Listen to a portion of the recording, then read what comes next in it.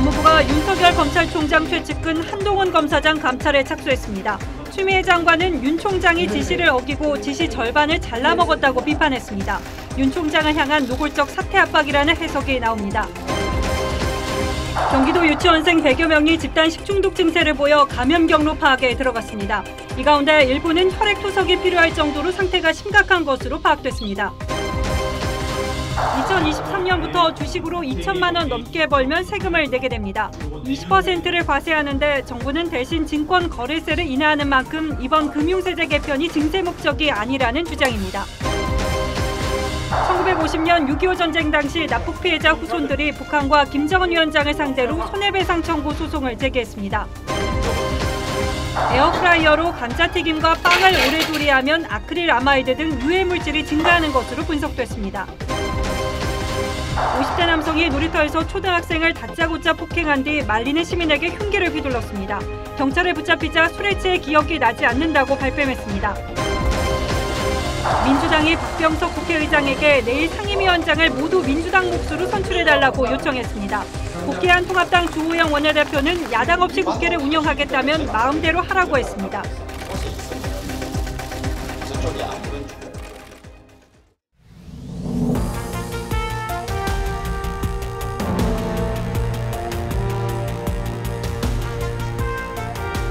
여러분 안녕하십니까? 뉴스9의 신동욱입니다. 추미애 법무부 장관이 윤석열 검찰총장의 최측근인 한동훈 부산고검 차장검사를 직무에서 배제하고 법무연수원으로 좌천시켰습니다. 사실상의 대기 발령입니다. 법무부는 그리고 이른바 검언 유착 사건과 관련해서 한 검사장을 직접 감찰하겠다고 밝혔습니다. 검찰 자체 감찰로는 공정성을 확보하기 어렵다는 것이 법무부의 설명입니다. 하지만 당사자가 도저히 납득하기 어렵다는 반응을 보였고 전격적인 이 조치가 여권의 윤석열 밀어내기 움직임과 무관치 않다는 해석이 많아서 파문이 일고 있습니다. 그래서 오늘은 이 문제를 먼저 집중적으로 들여다보겠습니다. 주원진 기자가 보도합니다. 법무부는 오늘 한동훈 부산고검 차장검사를 법무연수원으로 전보 조치했습니다.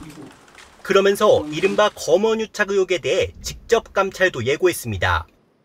법무부는 한 검사장이 일선 수사 지휘가 곤란한 상황이라 전보 조치했고 사회적 이목이 집중된 사건이라 직접 감찰을 한다고 설명했습니다. 한 검사장은 윤석열 검찰총장의 최측근으로 분류됩니다. 대검찰청 반부패강력부장 근무 당시 윤 총장의 지시로 조국 전 장관을 수사했습니다. 이후 지난 1월 좌천성 인사로 부산고등검찰청으로 전보된 상태였습니다. 추미애 장관은 인사 직후 오늘 한 행사에 참석해 검찰에 대해 날선 비판을 쏟아냈습니다. 경우에 따라선 정권 봐주기, 정권 코드 수사 또는 경우에 따라선 검찰 스스로가 정치를 하는 듯 왜곡된 그런 수사를 우리는 목격하면서 한동훈 검사장은 도저히 수긍하기 어려운 조치라면서도 편향되지 않은 공정한 수사가 이뤄지면 무고함이 곧 확인될 것이라고 밝혔습니다. 윤석열 총장은 이번 인사와 법무부의 감찰 방안에 대해 아무런 입장을 내놓지 않았습니다. TV조선 주원진입니다. 때를 맞춰 추미애 법무부 장관의 윤석열 비판 발언도 연일 강도를 높여가고 있습니다. 검찰이 정치를 하듯 수사를 하고 있다. 내 지시를 듣지 않는다. 검찰과 잘 협력하라는 대통령의 공개적인 지시에도 아랑곳 않고 윤 총장을 겨냥한 작심 발언을 연거푸 쏟아내고 있습니다. 이어서 조정린 기자가 보도합니다. 지시의 절반을 잘라먹었다. 더불어민주당 초선 의원들 앞에선 추미애 법무부 장관이 윤석열 검찰총장을 조롱하는 듯 거친 표현으로 비난했습니다. 장관의 말을 겸허히 들으면 좋게 지나갈 일을 세상 지휘랍시고 해가 지고 일을 더 꼬이게 만들었어요. 윤 총장이 한명숙 전 총리 관련 진정 사건을 대검 감찰부에서 조사하라는 법무부 지침을 어기고 서울중앙지검 인권감독관실로 넘긴 일을 지적한 겁니다. 지난 1월 국회에서 윤 총장이 자신의 명을 거역했다고 했던 발언과 비슷한 맥락입니다. 추 장관은 또 말을 안 들어서 제 지시를 내려 검찰이 개혁 주체가 아닌 대상이 됐음을 증명하게 됐다고도 했습니다. 제가 이제 아침에 샤워하면서 이거 제 지시를 해야 되겠구나. 박수를 치네요. 청와대 울산시장 선거 개입 의혹과 관련해 불구속 기소된 황운하 의원은 장관으로서 마땅히 윤 총장을 통제해야 한다며 맞장구를 쳤습니다. 추 장관은 또 법무부 감찰 결과에 따라 후속 조치가 있을 수 있다며 윤석열 검찰을 향한 더 강한 공세를 예고했습니다. TV조선 조정른입니다. 야권에서는 추미애 장관의 검찰 압박이 도를 넘었다고 보고 전면적인 대응에 나섰습니다. 김종인 통합당 비대위원장은 민주주의 원칙을 지키는 나라가 맞는지 의심스럽다고 했고, 검사 출신 김웅 의원은 녹취록을 문제 삼아 한동훈 검사장을 인사조치한 걸 지적하며 추 장관이 언급되는 녹취록이 나오면 물러날 거냐고 따졌습니다. 보도에 김정우 기자입니다. 김종인 비대위원장은 여권의 윤석열 총장 압박을 거론하며 지나친 간섭이니 쓸데없는 언행을 삼가해달라고 했습니다. 과연 대한민국이 민주주의 국가의 원칙을 제대로 사수하려고 하는 나라인가 하는 의심을 갖게 됩니다. 추미애 장관이 윤석열 총장을 향해 법 기술을 부린다고 한 발언을 꼬집으며 윤석열 찍어내기란 비판도 나왔습니다. 자기 편의적으로 나라를 이끌기 위해 법 기술을 부리는 모습 아닌가. 오직 윤석열 찍어내기라는 사명을 띠고 윤 총장의 최측근인 한동훈 검사장의 직무배제와 감찰에 대해선 법이 아닌 심증으로 법치주의를 흔들려 한다고 반발했습니다. 윤석열 검찰을 못 믿겠다는 선언인지 검찰 수사의 독립성을 훼손하려는 것은 아닌지. 검사 출신인 김웅 의원은 녹취록에 나온다는 이유만으로 수사 일선에서 내쫓는다면서 추 장관 이름이 언급되는 녹취록이 나오면 장관직을 내려놓을 거냐고 했습니다. 야당의 반발에도 인사권을 쥔 법무부가 검찰에 대한 압박에 박차를 가하면서 윤석열 총장 거취를 놓고도 정치권에서 공방이 이어질 것으로 보입니다. TV조선 김정우입니다. 검사장 한 명의 인사에 불과합니다만 사실 이번 조치가 가지는 의미가 적지 않습니다. 적게는 추미애 법무장관과 윤석열 검찰총장의 갈등이 이제는 진검승부로 접어들었다는 뜻이고, 크게 보면 윤석열의 검찰과 여권 전체의 갈등이 정점으로 향하고 있기 때문이죠. 더 상세한 뒷얘기는 법조팀 이재중 기자에게 좀 물어보도록 하겠습니다. 자, 이 기자 어서 오십시오. 추미애 장관은 어제 오늘 뭐 하고 싶은 얘기 다 했잖아요. 네, 그런데 윤석열 장관은 아무 얘기 없습니까? 네, 윤 총장 오늘도 침묵을 지켰고 대검찰청도 대검 차원의 특별한 입장을 내놓지는 않았습니다. 자, 당장은 입장 내기가 쉽지 않겠죠. 앞서 제가 잠시 언급하긴 했습니다만 이 한동훈 검사장에 대한 인사, 이걸 평범한 인사라고 보긴 어렵죠. 네, 그렇습니다. 그 고검차장, 그러니까 검사장 자리죠. 고검차장에게 이 법무연수원 연구위원으로 가라는 건 사실상 직무에서 배제하겠다, 이런 말과 같습니다.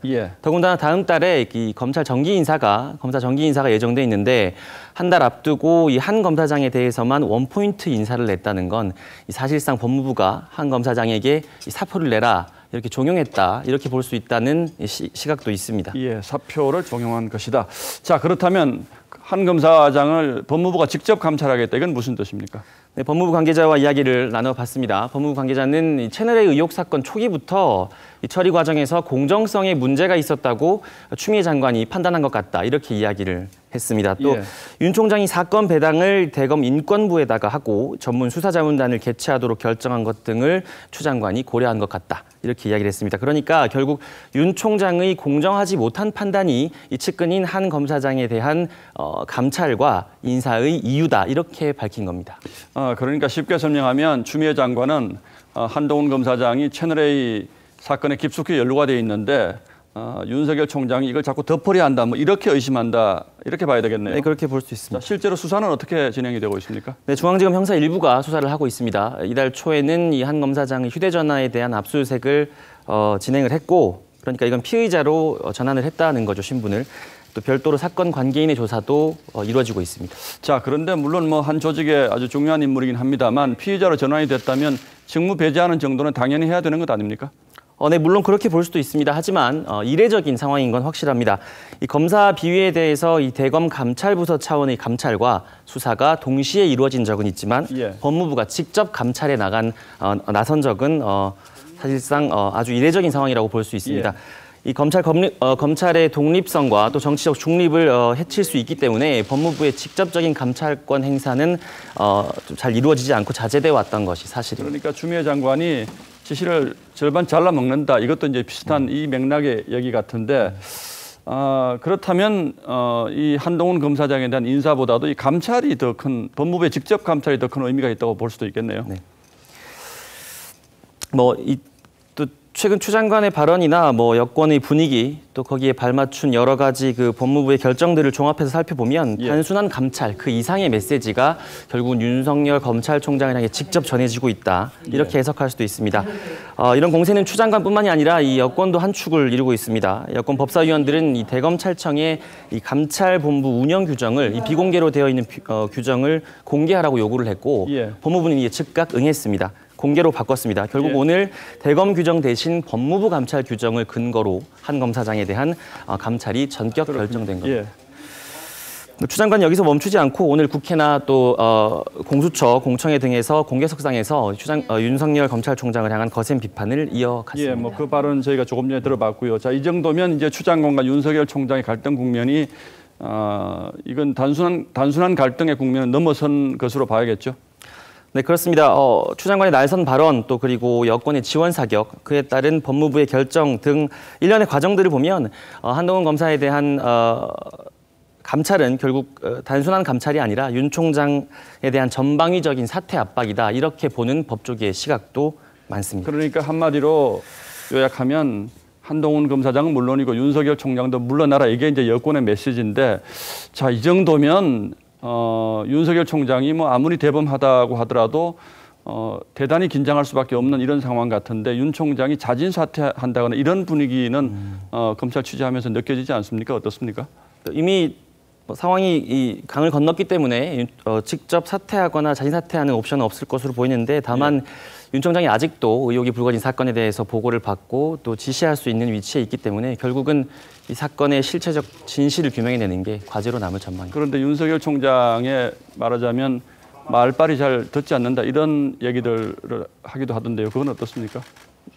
하지만 아직까지 이 규정과 절차상 윤 총장이 이 의혹이 불거진 사건들에 대해서 지휘와 지시를 할 수 있는 권한이 틀림없이 있기 때문에 아마 이 진실을 가려내는 방법으로 돌파구를 찾지 않을까. 그러니까 당장은 윤 총장은 하던 대로 할 것이다. 네, 이렇게 그렇습니다. 전망을 한다는 거죠. 네, 맞습니다. 그러나 윤 총장도 지금 마음이 복잡하겠군요. 이재중 기자 잘 들었습니다.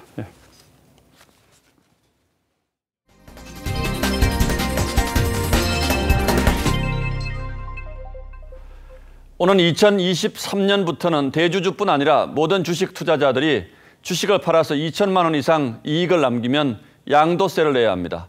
작년 기준으로 보면 전체 주식 투자자의 5%인 30만 명 정도가 여기에 해당합니다. 대신 거래세는 단계적으로 낮춰가기로 했습니다. 정부는 이 조치가 세수를 늘리기 위한 것은 아니라고 설명하고 있습니다만 장기적으로는 결국 증세로 이어질 거란 전망도 있습니다. 김주영 기자가 보도합니다. 정부가 2023년부터 2천만 원 이상 수익을 내는 모든 주식 거래에 양도소득세를 부과합니다. 주식과 펀드, 채권 등의 투자로 얻는 모든 이익을 금융투자소득으로 묶어 세금을 매긴다는 겁니다. 지금은 종목당 10억 원 이상의 주식을 보유한 대주주에게만 양도세를 부과하는데 2023년부터는 소액주주들도 수익이 2천만 원 이상이면 20%, 3억 원 이상이면 25%의 세금을 내야 합니다. 현재 주식 매도액의 0.25%를 내게 돼 있는 증권거래세도 없애지는 않고 세율만 0.15%까지 낮춥니다. 정부는 이번 과세 방안이 증세는 아니라고 못 박았습니다. 결과적으로 주식 투자자의 상위 5%만 과세되고 대부분의 소액 투자자는 증권거래세 인하로 오히려 세액 부담이 경감될 전망입니다. 하지만 불확실성이 큰 금융거래 특성상 세수 증가 가능성이 낮지 않다는 분석입니다. 전문가들은 또 양도세와 거래세의 이중과세 우려도 제기합니다. 지속적으로 이중과세에 관련된 비난 여론이 계속해서 이어질 수밖에 없다라고 봐야 될 것 같고요. 이번 정책으로 투자자금의 해외 유출 가능성이 더 높아졌다는 분석도 나옵니다. TV조선 김주영입니다. 자, 이렇게 된다고 하더라도 물론 한 종목에서 이익을 내고 다른 종목에서 큰 손해를 보는 경우는 세금을 내지 않아도 됩니다. 뿐만 아니라 펀드나 채권 투자에 따른 이익과 손해를 다 합산한 뒤에 실제로 낸 이익에 대해서만 세금을 매기게 된다고 하죠. 송병철 기자가 구체적인 사례를 들어서 세금 부담이 얼마나 늘지 설명해 드리겠습니다.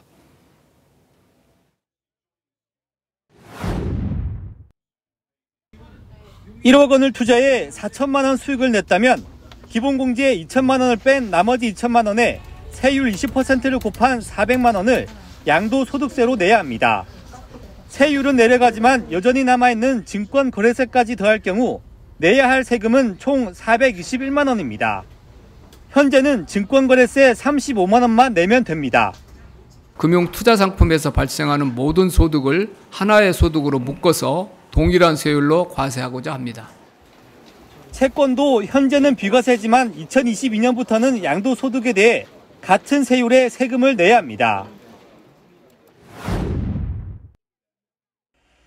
A 주식으로 5천만 원을 잃고 B 주식으로 3천만 원을 벌었다면 합산 금액이 2천만 원 손실이어서 세금을 부과하지 않습니다. 이 손실은 이월이 가능한데 3년 내 이익이 생겨 과세 대상 금액이 2천만 원 있다면 모두 합산해서 손익을 0원으로 만들 수 있습니다. A 펀드로 1,000만 원을 벌고 B 펀드로 800만 원 손해를 봤다면 지금까진 손해를 감안하지 않고 1,000만 원 이익에 세금이 붙었습니다. 하지만 2022년부터는 수익과 손실을 합해 순이익이 났을 때만 세금을 물립니다. 금융투자소득과세는 금융사가 순이익에서 먼저 세금을 뗀 후 투자자에게 잔액을 돌려주는 방식으로 집행됩니다. TV조선 송병철입니다.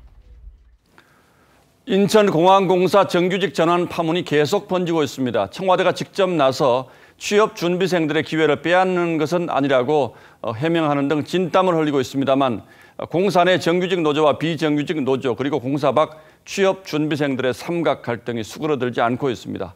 황선영 기자가 취재했습니다. 인천국제공항공사의 정규직 전환 논란에 청와대 일자리 수석이 내린 진단은 오해였습니다.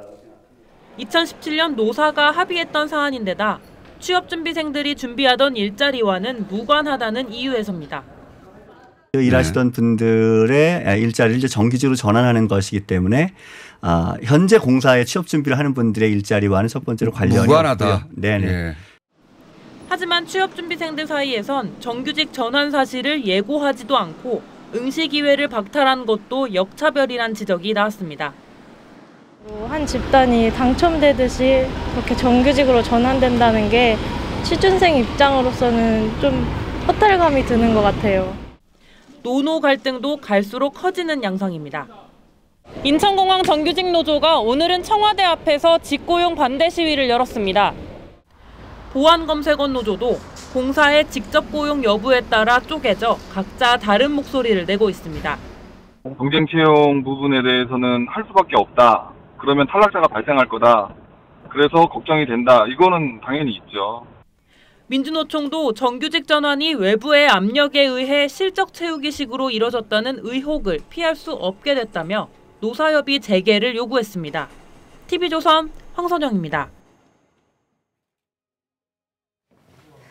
경기도의 한 유치원에서 원생과 교사 등 100여 명이 무더기 식중독 증상을 보이고 있습니다.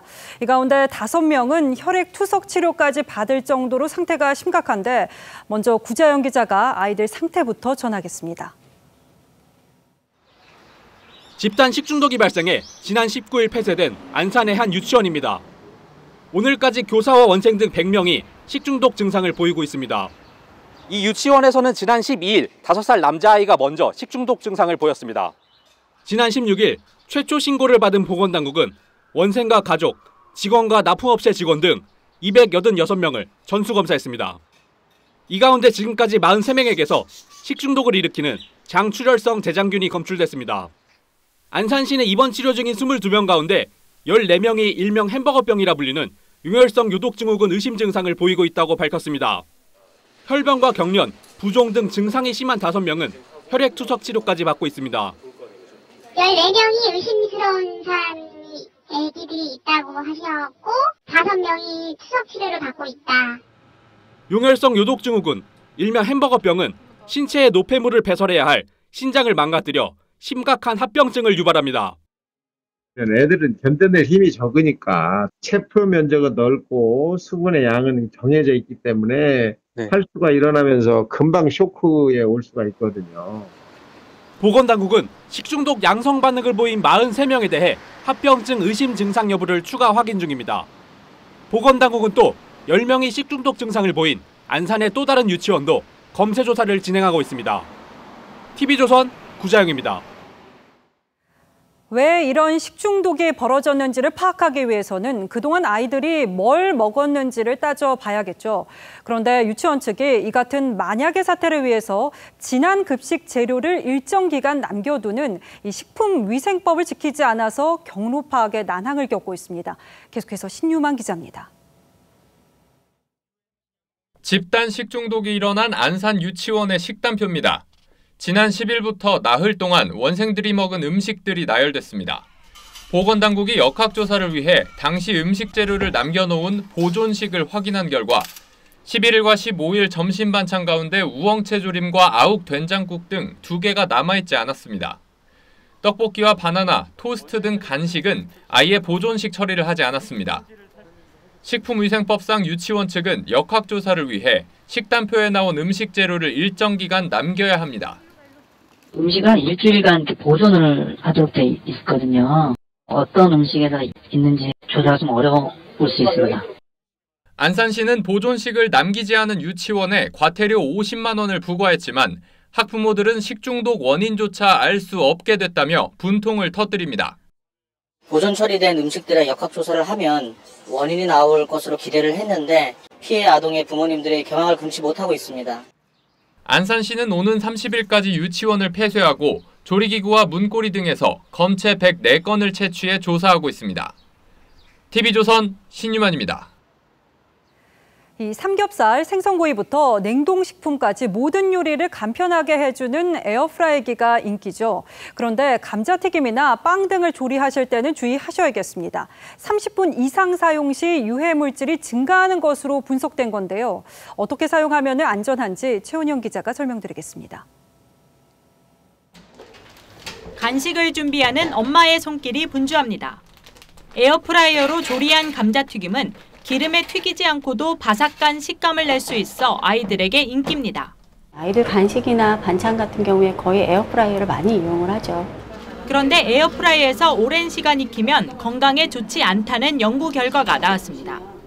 4가지 식재료를 온도와 시간 등을 달리해 조리했더니 냉동 감자와 식빵의 경우 고온에서 오래 익힐수록 아크릴아마이드가 기준치 이상 검출됐습니다. 아크릴아마이드는 발암 추정 물질로 주로 탄수화물 식품에 열을 가할 경우 생성됩니다. 에어프라이어 등 새로운 방식의 조리기기 등은 식품별 권장 조리 온도와 시간에 따라 조리하는 것이 바람직하다고.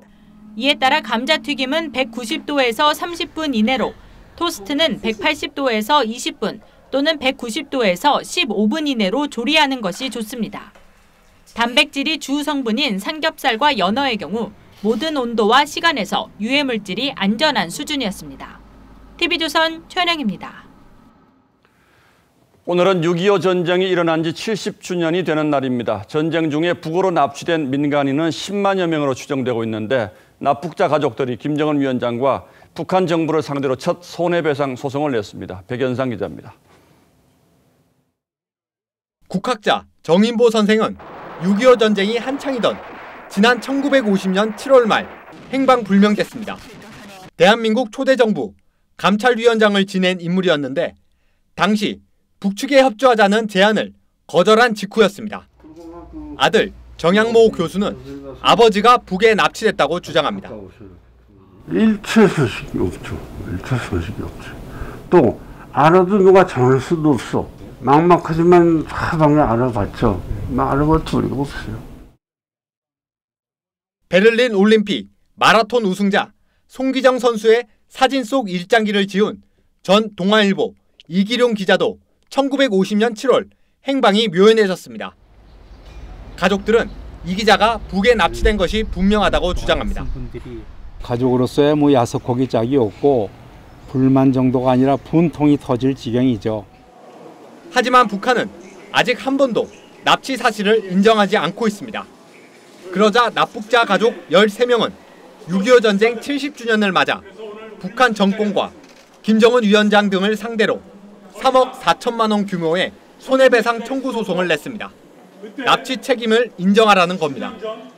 북한 정부를 직접 대상으로 해서 또 북한을 지배하고 있는 김정은이를 피고로 해서 손해배상 소장을 제기. 이들은 정부도 납북자 문제 해결에 적극 나서줄 것을 요청했습니다. TV조선 백연상입니다. 북한은 오늘도 제2의 6.25가 재현되지 않는다는 담보는 그 어디에도 없다며 우리를 위협했습니다. 조금 전부터 성남 서울공항에서 6.25 70주년 기념 행사가 시작됐다고 하는데 현장을 직접 연결해서 문재인 대통령의 기념사를 잠시 들어보겠습니다. 다양한 보훈 사업을 통해 용사들의 숭고한 희생을 기억하고 기리겠습니다. 6.25 전쟁 70주년을 맞아 뜻깊은 영상 메시지를 보내주신 유엔 참전국 정상들과 오늘 행사에 함께해 주신 각국 대사들께도 깊이 감사드립니다. 국민 여러분, 6.25 전쟁은 오늘의 우리를 만든 전쟁입니다. 전쟁이 가져온 비극도, 전쟁을 이겨낸 의지도, 전쟁을 딛고 이룩한 경제성장의 자부심과 전쟁이 남긴 이념적 상처 모두 우리의 삶과 마음속에 고스란히 살아 있습니다. 70년이 흘렀지만 그대로 우리의 모습이 되었습니다. 우리는 전쟁의 참화에 함께 맞서고 이겨내며 진정한 대한민국 국민으로 거듭났습니다. 국난 앞에서 단합했고 자유민주주의의 가치를 지킬 힘을 길렀습니다. 가장 평범한 사람을 가장 위대한 애국자로 만든 것도 6.25 전쟁입니다. 농사를 짓다 말고 학기를 다 마치지도 못하고 가족을 집에 남겨두고 떠난 우리의 이웃들이 낙동강 전선을 지키고 서울을 수복한 영웅이 되었습니다. 국가의 존재 가치를 체감하며 애국심이 고양되었고 평화의 소중함을 자각하게 되었습니다. 어떤 난간도 극복할 수 있는 자신감의 원천도 6.25 전쟁이었습니다. 참전 용사들은 전쟁을 이겨낸 자부심과 군에서 익힌 기술로 전후재건의 주축이 되었습니다. 전장에서 쓰러져간 전우들의 목까지 대한민국을 사랑했고 이웃과 가족들의 긍지가 되었습니다. 그러나 아직 우리는 6.25 전쟁을 진정으로 기념할 수 없습니다. 아직 전쟁이 끝나지 않았기 때문입니다. 지금 이 순간에도 전쟁의 위협은 계속되고 우리는 눈에 보이는 위협뿐 아니라 우리 내부의 보이지 않는 반목과도 전쟁을 치르고 있습니다. 우리는 모두 참전용사의 딸이고 피난민의 아들입니다. 전쟁은 국토 곳곳에 상흔을 남기며 아직도 한 개인의 삶과 한 가족의 역사에 고스란히 살아 있습니다. 그것은 투철한 반공정신으로 우리도 잘 살아보자는 근면함으로 국민 주권과 민주주의 정신으로 다양하게 표출되었습니다. 그러나 모든 이들에게 공통된 하나의 마음은 이 땅에 두 번 다시 전쟁은 없어야 한다는 것입니다. 자신이 살아가는 시대와 함께 자신의 모든 것을 헌신한 사람들은 서로를 존중하며 손잡을 수 있습니다. 우리는 6.25 전쟁을 세대와 이념을 통합하는 모두의 역사적 경험으로 만들기 위해 이 오래된 전쟁을 끝내야 합니다. 다음 뉴스입니다. 50대 남성이 놀이터에서 초등학생을 다짜고짜 폭행한 뒤 말리는 시민에게 흉기를 휘둘렀습니다. 경찰에 붙잡히자 술에 취해 기억이 나지 않는다고 발뺌했습니다. 서영일 기자입니다. 차에 부딪힐 듯 급하게 도망가는 아이. 한 남성이 그 뒤를 쫓아갑니다. 지난 19일 오후 6시 반쯤 서울 구로구의 놀이터에서 50대 남성 A씨가 초등학생 B군을 폭행했습니다. 시끄럽다는 게 이유였습니다. 벤치에 앉아있던 A씨는 놀이터에서 놀던 B군에게 갑자기 주먹을 휘두르기 시작했습니다. 처음엔 아이들을 향해 킥보드를 던졌는데 다시 돌아가는가 싶더니 갑자기 아이를 붙잡아 밀쳐 넘어뜨리고 다시 폭행했습니다. A씨는 맞고 도망가던 B군을 놓치자 흉기를 꺼내들고 자신을 말리던 시민들을 위협하기도 했습니다. 그 사람이 애도 그리고 또 아가씨들도 막 그래서 평생 그 청년이 열국이니까 그 청년을 향해서 들어가는 10분 넘게 난동을 부리던 A씨는 출동한 경찰에 붙잡혔습니다. A씨는 경찰 조사에서 술에 취해 기억이 나지 않는다고 진술했습니다. 경찰은 상해와 특수협박 등 혐의로 A씨를 구속해 검찰에 넘겼습니다. TV조선 서영일입니다. 코로나 확진자가 사흘 만에 30명 아래로 떨어졌지만 대전 다단계 판매업체 관련 코로나 확진자가 열흘 만에 72명으로 늘었습니다. 확진자 동선에 찜질방 등 다중 이용시설도 포함되어 있는 데다 발생 지역도 점차 넓어지고 있습니다. 김다로 기자입니다. 대전에서는 밤사이 5명이 추가 확진 판정을 받았습니다.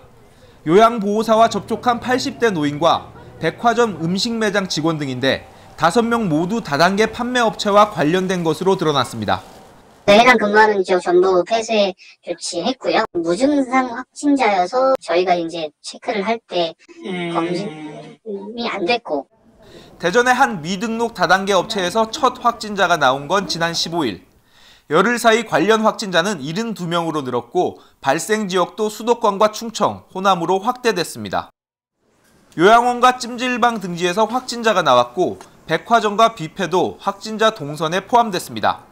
나머지 뷔페라든가 또 불가마 사우나에서는 아직 현재 들어온 검체를 채취한 방문자들로부터 추가 확진은 없는 상태입니다. 어제 확진자 3명이 나온 서울 강남구 역삼동의 모임과 관련해 오늘 4명이 추가 확진됐습니다. 방역당국은 이 모임이 방문 판매와 연관성이 있는 것으로 보고 역학조사를 하고 있습니다. 방역당국은 또 한강 자동차 동호회 관련 확진자 4명은 지난 15일 동호회 모임 일주일 전 열린 다른 식당 모임에서 감염됐을 가능성이 높다고 밝혔습니다. TV조선 김다로입니다. 예술작품의 보조작가를 쓴 것이 구매자를 속인 사기인지 아니면 관행인지 가수 조용남 씨 그림 대작으로 이 문제가 논란이 됐었죠. 법원이 관행으로 판단했습니다. 대법원은 조 씨에게 무죄를 선고하면서 예술의 법 개입이 자제돼야 한다고 했는데 한송원 기자가 좀 더 자세히 보도하겠습니다. 화투로 유명한 조영남 씨의 그림입니다. 조영남 씨는 4년 전 보조작가 송모 씨가 그린 그림에 덧칠 작업을 해 작품을 팔았는데 검찰은 사기라며 재판에 넘겼습니다. 1심 재판부는 송 씨를 독자적 작가라고 인정하면서 조 씨가 구매자들을 속였다고 판단했습니다. 하지만 2심 재판부는 1심을 뒤집었습니다. 2심 재판부는 조수를 이용하는 제작 방식이 미술계 관행에 해당하는지 등은 법률적 판단의 범주가 아니라고 판단했습니다. 화투를 소재로 한 조 씨의 작품은 조 씨의 아이디어에서 나온 것이고 조수 작가는 기술 보조에 불과하다는 취지였습니다. 대법원은 2심 판단이 옳다고 봤습니다. 그러면서 미술 작품의 가치 평가 등에 대해서는 법 개입이 자제되어야 한다는 사법 소극주의론을 내놨습니다.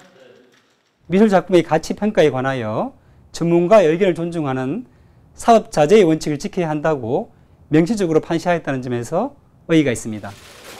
대법원은 조 씨를 저작권자로 볼 수 없다는 검찰의 상고에 대해서는 검찰이 이번 사건을 저작권법 위반이 아닌 사기 혐의로 기소했기 때문에 공소사실과 무관하다며 기각했습니다. TV조선 한송원입니다. 지난해 5월 사회적 파장을 불러왔던 사건이죠. 이 한 남성이 혼자 사는 여성 집에 수차례 침입을 시도했던 모습이 공개되면서 강간 미수 혐의를 받았는데요. 대법원이 주거 침입죄만 인정하고 강간 미수 혐의에 대해서는 무죄를 확정했습니다. 선고 이유는 최민식 기자가 설명하겠습니다. 모자를 눌러 쓴 남성이 여성 뒤를 쫓습니다. 건물 안까지 침입한 이 남성. 여성이 집 안으로 들어가자 손으로 문을 치기도 합니다. 남성 A씨는 주거침입과 강간미수와 강제추행 미수 혐의로 기소됐습니다. 대법원은 오늘 영상 속 남성 A씨의 성폭행 미수와 강제추행 미수 혐의는 무죄라고 확정했습니다. 주거침입 혐의만으로 징역 1년을 확정했던 원심 판결을 그대로 인정한 겁니다. 앞서 검찰은 A씨의 성추행 전력과 문 앞에서 보인 행동을 종합하면 성폭행의 고의가 있었다고 주장했습니다. 하지만 1심과 2심 재판부는 이를 받아들이지 않았습니다. 1심 재판부는 피해자를 성폭행할 의도가 의심된다면서도 피해자의 집에 들어가려고 한 것만으로 성폭행의 의도가 증명된 것은 아니다라고 판시했습니다. 2심 재판부 또한 연락처를 받기 위해서였던 A씨의 변명이 궁색하다고 지적했지만 문이 열린 이후 A씨가 어떤 행위를 했을지는 쉽게 예단하긴 어렵다고 밝혔습니다.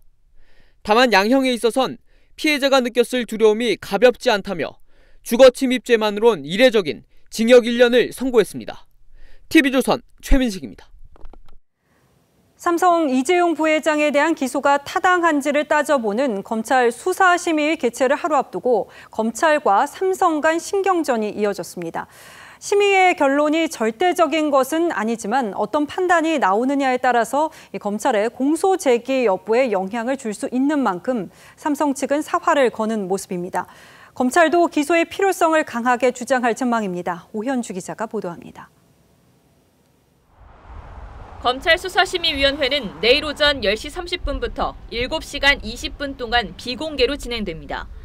학계와 법조계, 언론계, 시민단체 등의 전문가 15명이 검찰과 삼성 측의 의견 진술을 듣고 직접 질문도 합니다.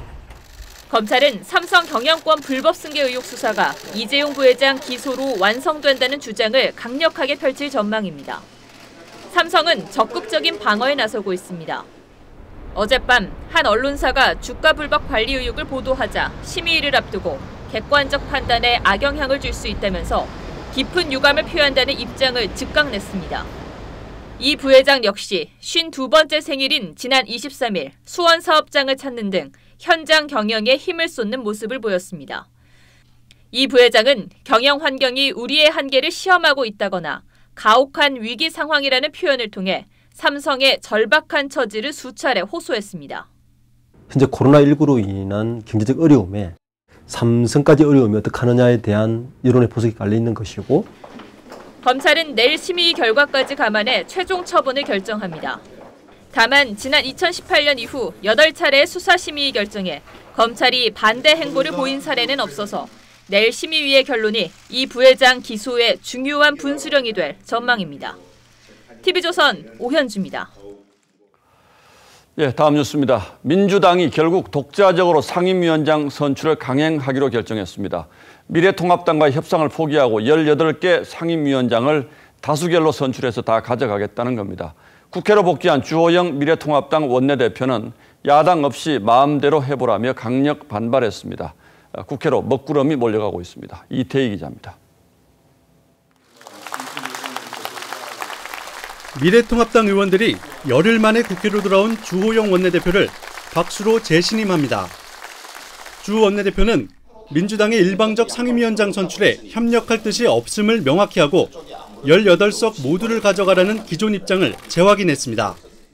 국회를 마음껏 운영할 수 있는 의석이기 때문에 그렇게 해보라는 겁니다. 주 원내대표는 윤미향 의원과 대북 외교에 대한 국정조사를 요구하며 상임위 명단 제출은 거부했습니다. 또 3차 추경안에 대해선 1차 추경도 다 안 썼는데 불필요하고 쓸데없는 부분이 많다며 철저한 검증을 예고했습니다. 민주당은 상임위원장 선출을 강행하기로 하고 박병석 의장에게 내일 본회의 소집을 요구했습니다. 시간 끌기 꼼수를 부린다면 민주당은 단호하게 행동할 것입니다. 다만 남은 12석을 모두 선출할지 추경안 심사에 필수적인 예결위원장만 뽑을지는 고심 중인 걸로 전해졌습니다.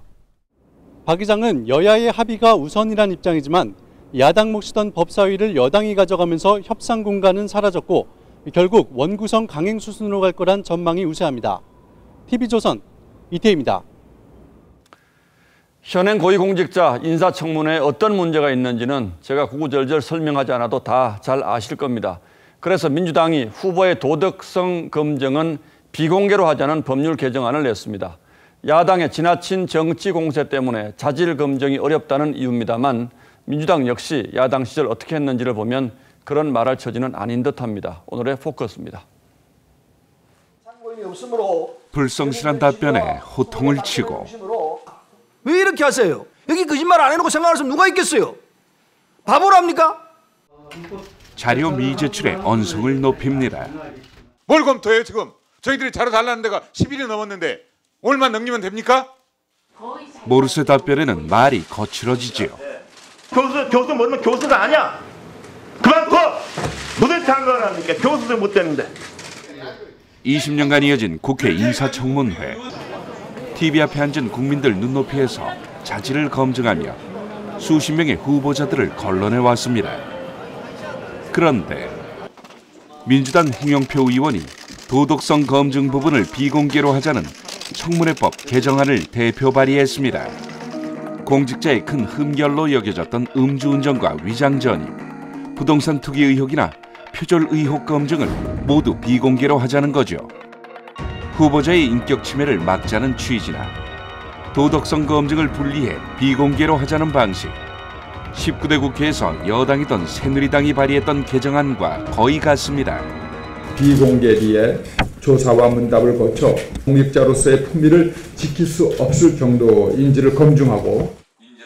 당시 야당이었던 민주당의 반응은 어땠을까? 깜깜이 청문회로 공개 검증을 피해 보겠다는 발상이 아니고 무엇이겠습니까? 부적격자들을 국가 중요 직책에 천거한 자신들의 책임은 망각하고 엉뚱한 청문회 제도 탓으로 돌리는 것은 말이 뒤집히자 진보 논객 진중권 전 교수가 비판에 나섰습니다. 그냥 인사청문회 폐지법을 내라며 얼굴에 철판을 깔라고 했습니다. 7년 전 민주당은 후보자 허위 증언을 처벌하는 청문회 강화 법안을 발의했죠. 이번엔 같은 취지 개정안을 미래통합당 의원이 제출했습니다. 여당과 야당, 역할이 바뀌면 공직자의 도덕성 검증 방법에 대한 입장도 바뀌는 건지. 뉴스나인 포커스였습니다.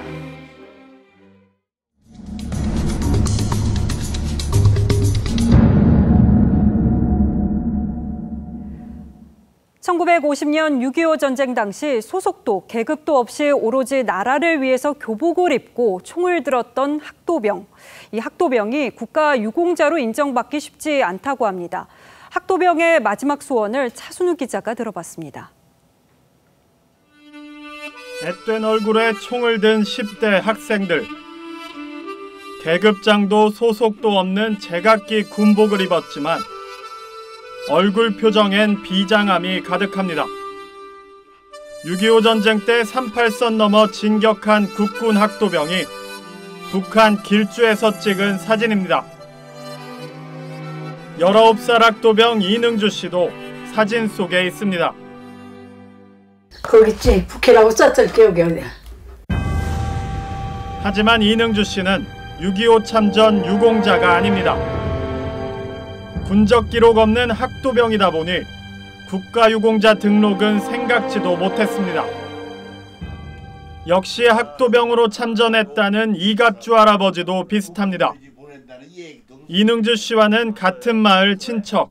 이제 그 전에 그러시더라고요. 이수방형하고 같이 갔는데 학도병을 같이 갔네. 이북에 무슨 산이나 무슨 산까지 태극기를 들고 올라갔대요. 국군이 밀리던 1950년 8월 청주 사범학교에 다니다 학도병에 자원했습니다. 포항에서 단 3일 훈련을 받고 바로 전투에 투입됐습니다. 민유국이 버글버글한데 갖다 놓고 그 사경으로 일하셨다니까.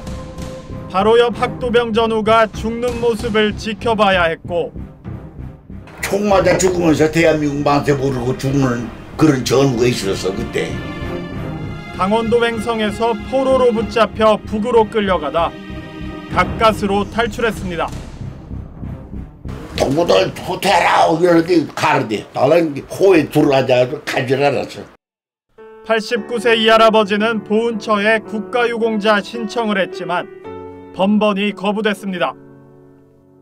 본인 기억과 진술 외엔 병적 기록과 사진 등 객관적 입증 자료가 없기 때문인데 그러면 그 병적 기록을 제출할 만한 입법문서가 있어야 되는데 사진이나 그 당시 일기 전후의 보증도 인정되지만 고령이라 대부분 숨지고 찾기도 어렵습니다. 사진이 하나 있었으면 누가 살아있으면 보상도 필요 없고 현충원에 묻히는 게 단 하나 바람입니다. 6.25에 참전한 학도병은 약 2만 9천 명으로 추산되는데 이 가운데 몇 명이 유공자로 인정받았는지 정확한 통계도 없는 실정입니다. 이 할아버지와 함께 찾은 포항 학도병 훈련장. 70년 만에 갔다니까. 학도병 전적비에 선 이 할아버지는 70년 전 전우들의 기억을 되냅니다. 옛사람 구급이 아무쪼록 와서 오니까 마음이 후련하네. 현장 추적 차순우입니다. 이르면 다음 주부터 야구장과 축구장에서 직접 관람이 가능할 것으로 보입니다. 곧 정부가 입장객 비율을 발표하게 되는데 우선은 수용 규모의 4분의 1 정도가 입장 가능할 것으로 전망됩니다. 송민선 기자입니다.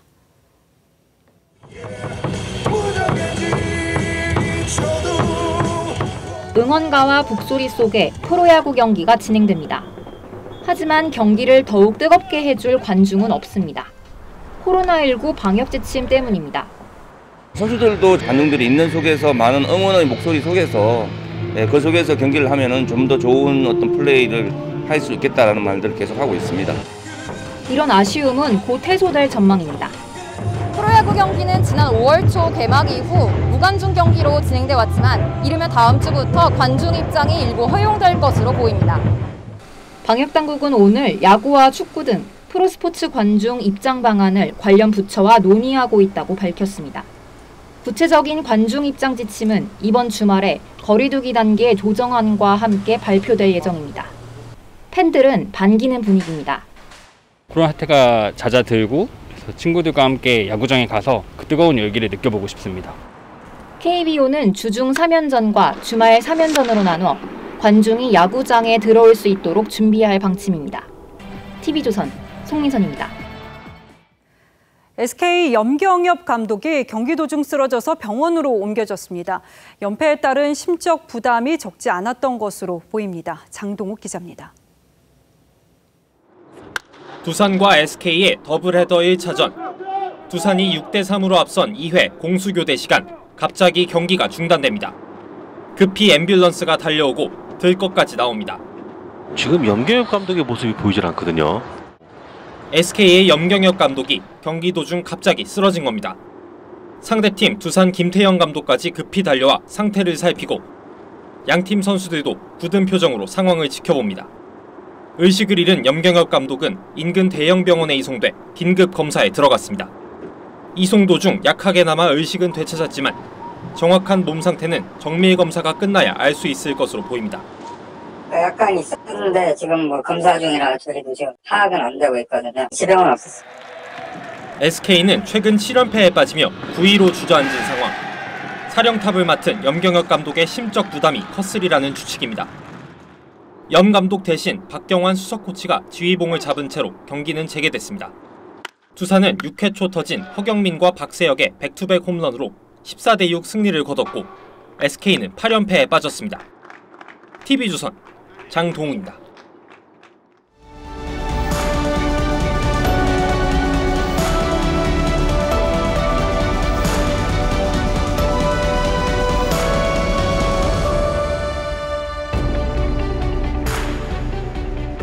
진시황 이래 중국 사람들은 태산을 성스럽게 여겼습니다. 거기 등산로 암벽에 새겨진 생쥐의 형상입니다.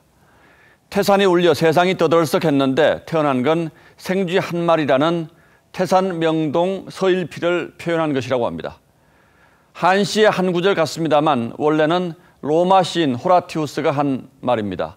시를 쓸 때 산처럼 너무 거창하게 시작하면 생쥐꼴이 된다는 비유였죠.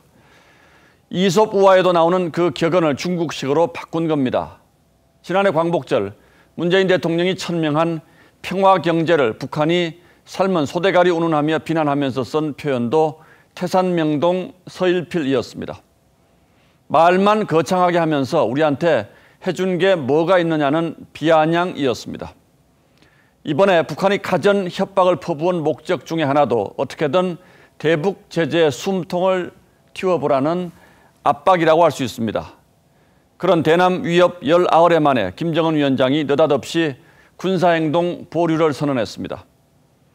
북한 주민들의 불만을 밖으로 돌리려는 목표는 어느 정도 달성했고 더 나가면 돌아서기 어려울 것이라는 현실적 판단도 있었던 것으로 보입니다. 하지만 애꿎은 남북 연락사무소만 폭파했을 뿐 가시적 성과는 보이지 않는 상태에서의 이례적인 후퇴여서 우리를 더 혼란스럽게 하고 있습니다. 북한의 이런 태도 변화를 두고는 다양한 분석이 나옵니다. 애초부터 관심을 끌려는 판 흔들기였다. 급한 대로 평양의 뒤숭숭한 민심을 가라앉히기 위한 대내적인 이벤트였다. 미국의 전략자산 전개, 우리 정부의 이례적인 강경 대응에 움찔했다 등등이죠. 사실이 무엇이든 태산명동 서일필로 끝난 이번 소동으로 북한의 실체가 다시 한번 확인됐습니다. 김 위원장이 이번만큼은 악역을 여동생에게 맡기고 자신은 선심을 쓰는 듯한 모습을 보였습니다. 하지만 또 다음에는 어떻게 나올지 그것 역시 알 수 없는 일이죠. 협상이든 압박이든 우리가 원칙을 갖고 대응하지 않으면 북한은 언제든지 또 이렇게 우리를 농락하려 들 것입니다.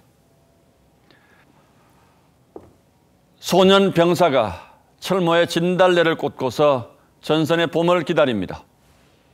70년 전 이 애틋한 소년들까지 나서 나라를 지켜낸 덕분에 대한민국은 지금 세계의 부러움과 찬사를 받는 나라가 되었습니다.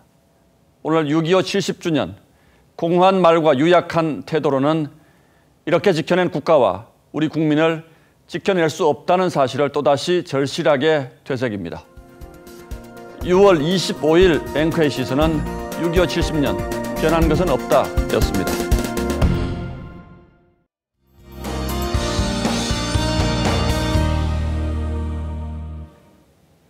중부와 경북 북부 지역은 내일 낮까지 비가 이어지겠습니다. 5mm 정도니까 비가 오는 둥 마는 둥 한다고 보시면 되겠는데요. 출근길에는 우산을 챙기시는 편이 좋겠습니다. 기온은 오늘보다 3, 4도 높겠습니다. 그래도 서울은 26도 정도로 더위가 심한 편은 아닌데요. 영남 지역은 30도 이상으로 꽤 덥겠습니다. 대구가 31도, 창원은 30도를 보이겠습니다. 습도까지 높아서 후덥지근하겠는데요. 이렇게 고온다습한 장마철에는 식중독에 걸리기 쉽습니다. 안산 유치원에서도 집단 식중독 증세가 나타났는데요. 음식은 꼭 익혀서 드시고요. 위생에 신경 쓰셔야겠습니다. 토요일에는 제주와 전남 지역에서 비가 내리겠고 월요일에는 전국적으로 비가 확대되겠습니다. 날씨였습니다. 6월 25일 6.25 70주년 뉴스9은 여기서 모두 마치겠습니다. 시청해주신 여러분 고맙습니다.